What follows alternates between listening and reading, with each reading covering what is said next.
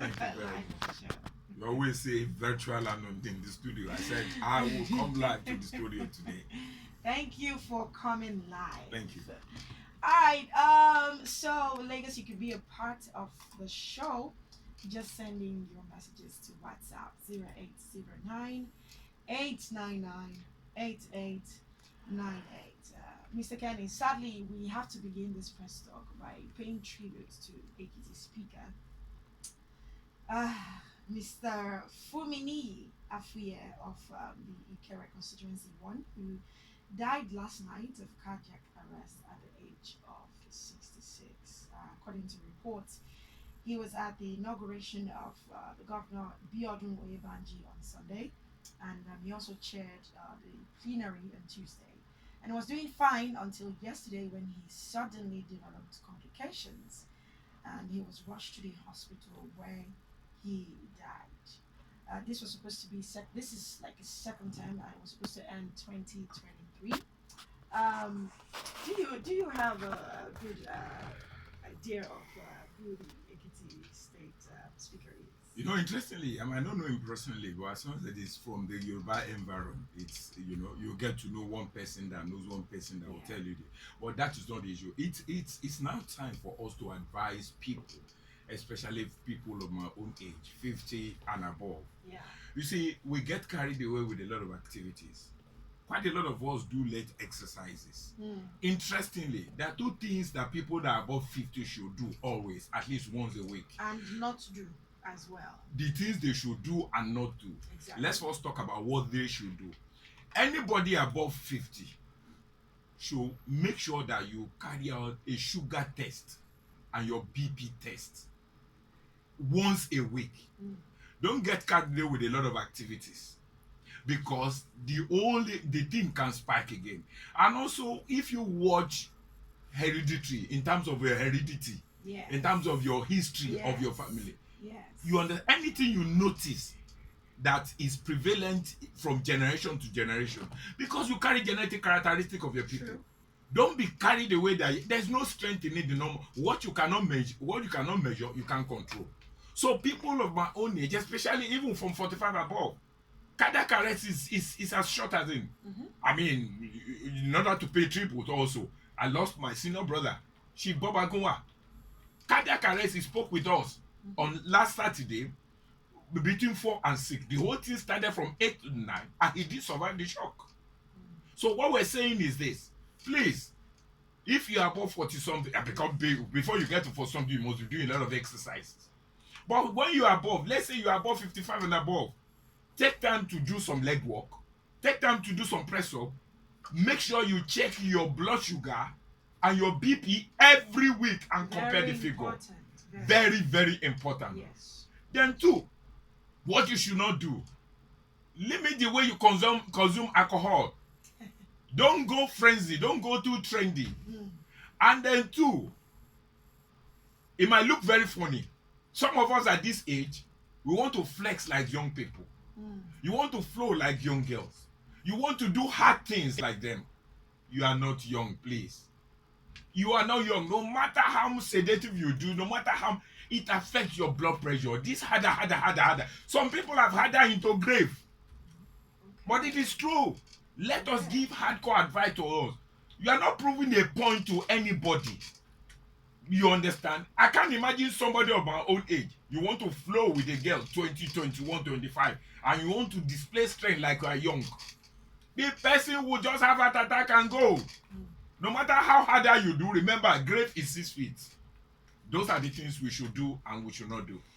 Very, very important point. I mean, cardiac arrest is basically loss of breath and consciousness. So if you're losing your breath, is probably because you've not really taken time to, take care of yourself, do some exercise, and just certain food you need to avoid and certain activities you need to avoid, and also engage in as well. Very important. And we need to check yourselves. These things have similar signs that are very noticeable, like chest pain, dizziness, fainting, breathlessness. Once in a while, you lose your breath. It doesn't Don't just overstretch happen. yourself. Yeah, it doesn't just happen once like that. You can take a snap. in course of what you're doing Yeah. to really to retain your strength. There's nobody that is so workaholic not minding your own self. Very. It only needs to happen once and you lose it. Yes, you're right. You're right. Thank you very much for that one. All right, Lagos. This is still Press Talk, and of course, remember that you can be a part of the show. Just send messages to WhatsApp 0809 8898. All right, away from that, let's talk about PDP crisis, because every day there is one news story or the other. Now today, the story is that the aggrieved member of the NWC protesting that they've been marginalized from the campaign, the presidential campaign. That some National Working Committee members accuse the leadership of PDP-IU of marginalizing them in the ongoing presidential campaign. Particularly, the national women leader of the party, Stella Efa Ato, said on two occasions, first in Uyo and then in Kaduna, where she was supposed to address the PDP women supporters. And she was told that they were giving strict instructions not to allow her speak to the women in PDP. And they appointed someone else to do the talking. And after so much back and forth, eventually she was allowed to, address them. And in Kaduna, the same thing happened. She wasn't even given the opportunity to talk in Kaduna, And she even wrote a letter to that effect to titled a memo actually titled "Deliberate Attempts to Undermine My Office of the National Women Leader, and to sideline my humble person, an unacceptable hindrance." And in this memo, she complained about all of these things, Mr. Kenny. If this is true, then it means that things have gone so far out of hand, maybe. Is there still hope for resolution in PDP? Let's be frank. I've said it once and I'll repeat again. A house that is divided against them cannot stand.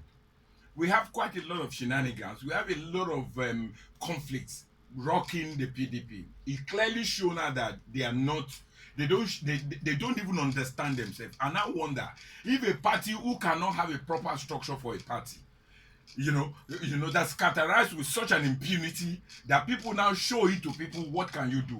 Can such party lead the nation? I'm not representing any party. I'm only speaking to the conscience of the people. And you will know now that if you look at it, the issue of IU is highly very cantankerous, in the sense that there were allegations against him, and the National Working Committee passed vote of confidence in him. What it means is that if he's not all, which means the vote of confidence that will pass on him did not go down well with people. Some of them still have quite a lot of issues that were suppressed. So what we're saying is this: if a party could not harmonize differences, how could they now put themselves in a position to handle the affairs of a cantankerous nation like Nigeria? I wonder. That's why we begin to say, look, a house that is divided against itself cannot stand. The division, the divisiveness, the hole in the entire wall can be fortified. I think it is better for them to retract and reactivate, restructure, recalibrate their move. But will they do that?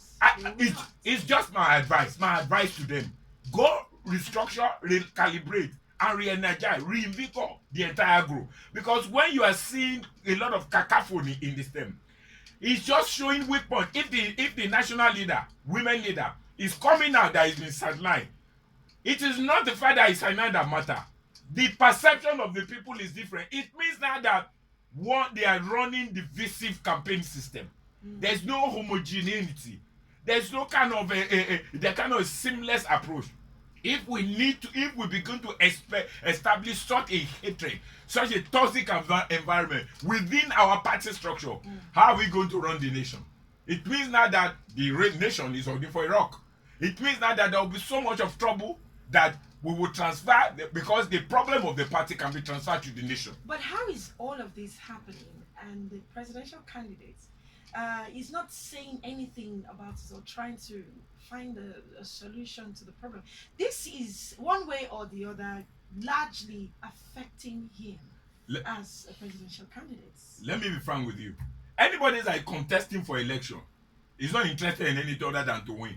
Either cook or me. That's why we say politics in Nigeria has no form and comeliness. Politics in Nigeria is not based on ideology. A lot of people will come and say too many sweet words, but we know when they given opportunity, they fumble. You can see typical example of these 8 years that we've recovered. What we're saying is this. I mean, if I'm not even talking about presidential candidates, the interest is to win. So his interest is preoccupied around winning. So, and I can tell you, many of what is happening in the party, the man might not know. It might be shielded by people who have positioned themselves in such a way to block. You know, in Nigeria, our leaders are so much garage. Our leaders are so much segregated from the people in such a way they don't even have idea of what is. I think might not have idea of what is happening because the people feeding me inform is. It's not everybody that will be talking to the presidential candidate anyway. So we cannot blame the man. I don't know. I have a problem with that statement saying that he has no idea of what is happening. He's the presidential candidate. How can he not What have I'm saying, idea? I said he might not have idea of this complaint, not the general It's in activity. the papers, the national. Hold on, papers. I agree with you. What I'm saying is this. You see, I don't trust the media. Media carry a lot of falsified news.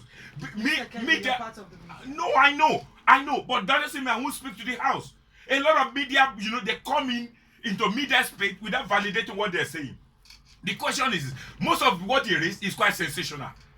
There's some issue that should be standing straight, not bringing in it to create a sensation and excitement. For instance, this has shown clearly the PDP structure is in kwashoko, is not in order. It shows that it is cacophonic. It shows that they are belligerent and belligerent in their approach. It shows that they can't even if they can't handle their party, how can they handle the nation? But what I'm saying is this: we cannot be blaming the presidential candidate on everything, because the presidential candidate has his own kitchen cabinet that advises him. The impression they will give it to him is that everything is working in order, and you now begin to demand the woman or man that was attracted. What has been his antecedent in the party? Is he moving with the party in the right way? Because when people are side now, they won't tell the whole world what they've done. But if you notice that this person is not following the trend with the point to achieve the aim, how do you expect them to claim? So we cannot continue to blame people until we have a two-side story. He has explained now. Let the PDP come out with the blueprint of why they sidetrack her. It is when we have balanced information, we will be able to come into consensus whether it is legitimate or not. But right now, everything is still on frenzy move. 0809-899-8898. We're still talking about PDP because they are always in the news for one thing or the other. Wike is claiming that the motive, some persons, some officials in PDP are stopping Central Bank of Nigeria from giving loans to Abia and Benue State. So Wike claimed the motive was to punish Governor Samuel Autumn and Governor Okezie Ikpeazu for supporting his demand for the resignation of the national chairman of the PDP, Senator Iyorchia Ayu. He spoke at the Ikpeazu's 58th birthday celebration, and he says, "I will tell you very soon how money that was supposed to come to Abia State for my friend to use to develop Abia State was stopped recently by those who think they own this country, by those who think Ikpeazu did not support them, because Ikpeazu supported me. They stopped Abia State from getting the money they are supposed to get to develop area markets." Mr. Kenny, do you think that if Wike had gotten the position what he wanted from the primaries, either the position of the running mate of Atiku or the presidential as the presidential candidate, do you think he would have exposed some of these things that he found out?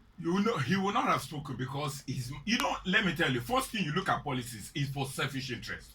A lot of people claim their nationality. No, it's because you see, most people in politics they don't have knowledge power, they have money power. Because they go to loot, the question still remains the same. The man is still feeling hot. The man is feeling disenfranchised. Really, so, but come to think of it, it's not every claim we should just accept like that. For him to say they deprive the people in power. When it comes to politics, I told you now that the politics we do in Nigeria is a raw aspect of politics.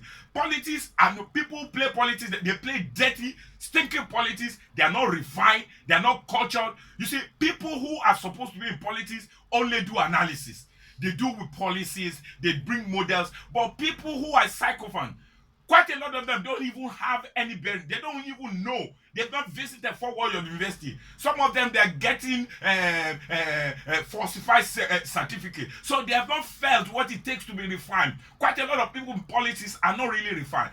Look, if we take a politician 100, how they can, so over 70% are unrefined. Even the 30% who are refined, who know what to do, are looking for money, are greedy. So the question is when the people who have know-how don't go into the table, into the politics, how do you expect it to be there? It's motor garage that are there, it's mechanic that are there, it's people that are not refined, that are in politics. Don't come and blame anybody because somebody studied law doesn't mean you refine. The question still, we play a motor garage politics in Nigeria where we can use any opportunity we have to actually punish people. That is not saying I agree with Wike, because Wike can insinuate a lot of things. Anything that happened for me now is that because they are supportive. Because I now begin to ask, it is true people might have power, but PDP is not the one in power. It's APC that is in power. So if they are so powerful, why are they influencing other party? Because we know APC is in government. At least the instrument of CBN is controlled by APC government. So now, if you say those that own Nigeria, who own Nigeria, those are the things you do. A lot of people are in policy. There are people that they are cabal people that mutilate this country. They are cabal people that is truncating, that is creating instability. That's why when people come to say they are campaigning for this, I look at them. If you like Mileko, if you like Obide, if you like Unifier, we are all taking a risk in this because the political space is still supporting the mystery.